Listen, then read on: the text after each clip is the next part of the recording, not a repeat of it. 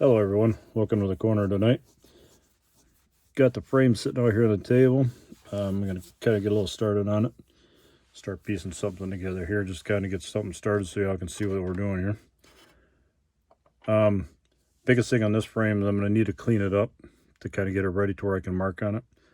This is a painted frame, and we're going to need to put some markings on the side of it as far as where we're going to cut and how we're going to cut it. So I'm going to take a sanding pad here and just kind of start to clean it up.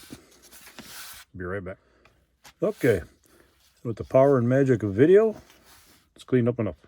What I wanted to do is get an area cleaned up to where I can start drawing out and marking as far as where I'm going to start cutting, getting the angles of what I'm going to start cutting at, and so on and so forth. What you want to do is when you start a project, of course, you got to kind of know what you're going to start with. If you're going to build a truck, if you're going to go with a coupe, or if you're going to go with a sedan body. The reason why I say this is because if you're going to go with a coupe or a sedan body, these are a little bit more forgiving as far as where you can cut and angle the rear of the frame up. On a truck, it's a little bit more precise than what a sedan or a car would be. What I mean is, when you're Z-ing a truck, or anything for that matter, the area in the back where it has the upkick in the frame section, you got to watch where this is going to fall in. If you're going to be if you're going to be chopping, yeah. If you're going to be Z-ing a sedan, or even a coupe for that matter, when you Z the frame, all you got to do is, on a sedan or a coupe, is be aware of where your seats are going to fall into place at. The frame rails really don't matter because they're going to fall anywhere within the body of the car, whether it's the coupe or the sedan. On a truck, you have to watch, because if you cut this frame too far forward, right about here's where the frame lines up with itself. If you cut this frame too far forward, that upkick is going to be with inside the cab, and then you're going to run into problems. You're going to have to either cut the back of the cab out, or you're going to have to cut and break the frame and redo the frame on it. So you got to kind of watch where, on a pickup truck cab, where this frame is going to fall into place.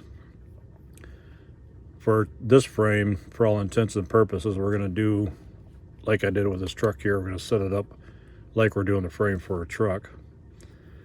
Like I say, with a sedan or a coupe, those bodies are a little bit more forgiving as far as where the frame will fill up inside the body. The only thing you have to watch on a coupe is your height. You can only go so high as your deck lid here. And on a sedan, you can go all the way up, and even up into the rear window if you wanted to, depending on how high and how low you wanted the car to sit. Depending on, like the truck here, I mean, this is pretty low. You can even get the sedan down that low, sitting on the same frame. The coupe, however, if I was to come down and put this body on this frame, the rear arch of the suspension perch, the spring perch here, would actually come up through the deck lid, and you'd have issues with clearance on that if you wanted to go this same setup underneath the coupe body. Now, on some frames, you can go a couple different ways as far as how you're going to cut them. Some trucks, or some frames, however you want to call it, I'll get it right here sooner or later. What you're going to be doing is you're going to be cutting an upward diagonal angle. Now, you could cut the frame off here, bring this bottom section of this frame off and up on top of the frame here, basically taking the front frame and stacking it on top of the center section of the frame. You would get a Z out of it that way, but it would also end up shortening up your suspension or your wheelbase. It's going to bring your center line of your front axle back into the truck more, because what you'll be doing is you'll be bringing this lower tip of the frame and putting it back to about here. So you're going to be losing almost 1/8 of an inch length on your frame. You can do the rear in the same way. Now, this chassis on this truck here, of course, I've got a little bit higher lift on it to get a little bit higher Z on it. to get it up as far as where I did. You can see the frame section here. And you can't really see it, I don't know if you can or not. But this frame is cut right here. I'll draw a line on it, don't matter in this thing. But where the line is, that piece that's added on here from here down is evergreen plastic added on. And the frame section is butted up to the face of that upkick. Same with the rear, it's cut diagonally right here, and then the rear frame is butted up against the upkick of this rear too. Yeah, I got a little suspension problem going on there. You'll understand and see what I mean when we get into actually cutting and building this frame up. For those of you that have done this type of stuff before, you kind of have an idea what's going on, where this is going. Now when you do this, you want to have you want to measure it out pretty precise. You don't have to be exact, but you want to kind of be fairly precise. Otherwise, what's going to happen is you're going to cut it across, cut your frame, and your frame could come out looking like it's going sideways around the corner on its own, just sitting still, and you don't want that. You want to have the frame fairly straight and true, because it will throw off suspension, it'll throw off alignment issues through the body. On a Cooper, a full-bodied car, it wouldn't matter so much. You can kind of hide it within the car, but on a truck, it'll all be mostly out in the open. What I'm going to do is just kind of make a couple quick measurements off of this one. We're going to kind of go along this one. In the back, too, you'll see this frame here. I cut it here and cut it here and I actually brought this whole buggy spring perch upward off the frame, too. You can kind of see it here with this triangulated piece here. I actually brought the rear axle even farther up to get it to, the truck to sit where it is.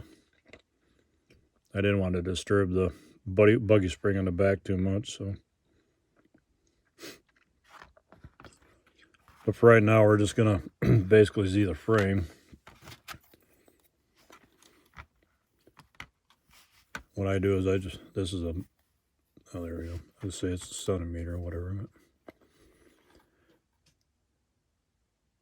Just get a couple quick measurements off it. It's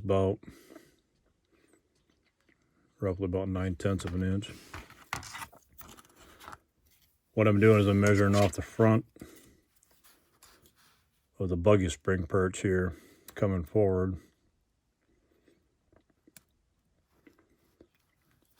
I didn't say enough both sides of the frame. Ta-da! Like I say, we're just going to put a couple quick measurements on there. You can kind of see where I marked it in blue there. A lot of times when I do custom work like this on stuff, I use two different colored markers. Blue for a lot of just marking stuff out, red for if I'm marking wheelbase, or black if I'm marking door jambs and such. It just kind of helps keeps it straight in my mind as far as where I'm cutting and what I'm cutting for and stuff. But I'm going to draw this, or bring this line. Get my marker to work here. Bring this line all the way down for time being. Just freehanding it right now. But what we're going to be doing is we're going to be cutting the frame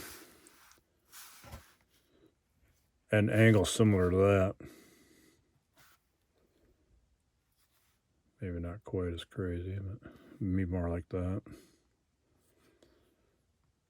And what you want to do is, being that we marked it where it was, or where it is, you're going to want your cut starting at the very top corner of this.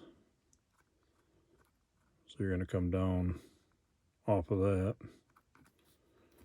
And that's where we're going to be cutting it at. Like I say, normally you'd want to kind of be a little bit more precise with this. I gotta, you can get your angles on it and cut your, lay your angles out almost perfectly side to side, but I'm just freehanding the angles out right now just to give you a basic idea what we're doing. You know what we're going to end up doing is this cut will go straight down through the frame, both sides. The rear section of the frame is going to come up to about there. And then we'll add a piece of evergreen in between it, like what we did here.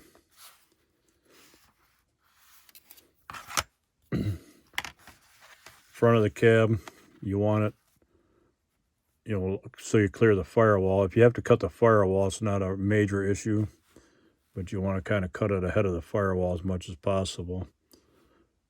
On this particular truck, I actually cut it into the firewall just a very little bit on the bottom. But just as a quick measurement, I'm going to come straight across here. And right about there will be where we'll make the cut coming up. Hopefully I'm not losing anybody yet. If I am, leave a comment, question down below, and I'll try to clear it up for you as best as I can. I know right now I'm just kind of going quick and whatever else. Sometimes it's kind of fun trying to find out where you're going to measure off of to get a good measurement on this. I think fun and joys working in the basement. All right, we're going to go off the motor mount, and roughly it's about a little over the 8. What I do is I just draw right on the root straight edge because I can always wipe that off later.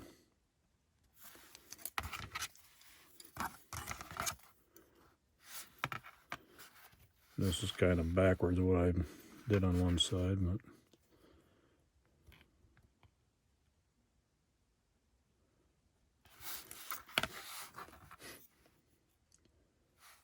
that'll keep your lines pretty much even with one another.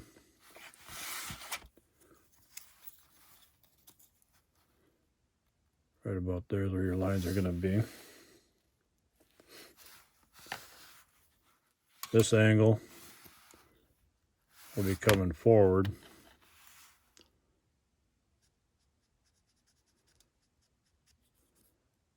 Like I say, a lot of times I just freehand it. I know I probably shouldn't do that, and sometimes it does bite me, but that's where we're going to be making our cuts. Right here and right there. Both sides. But we're going to stop there for tonight. Tomorrow night I'll try to pick it back up again. Tomorrow night we'll actually start doing some cutting and start gluing this thing back together and making it look more like this frame. Hope you all have a good night tonight. We'll see you tomorrow night. Have a good night, and we'll see you on the corner.